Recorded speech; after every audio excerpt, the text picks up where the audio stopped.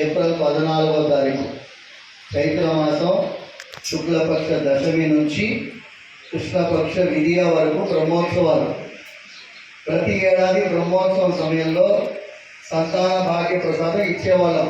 ఏడాది వరకు విపరీతమైన భక్తులు పెరగడం కారణంగా భక్తులకు ఇబ్బంది కలగకూడదని చెప్పి ఈ ఏడాది సంతాన ప్రసాదం ఇవ్వడం లేదు.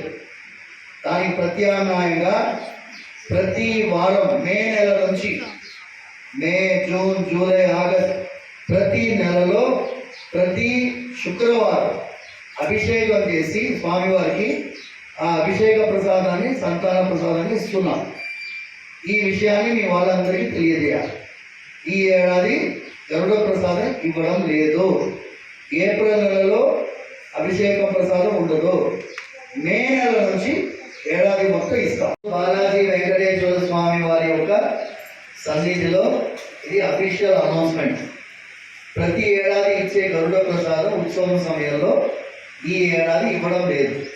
కారణం విపరీతమైన భక్తులు పెరిగినారు కాబట్టి దానికి ప్రత్యామ్నాయంగా ప్రతి శుక్రవారం మే నెల నుంచి ఏడాది పొడవునా ఇస్తున్నాం.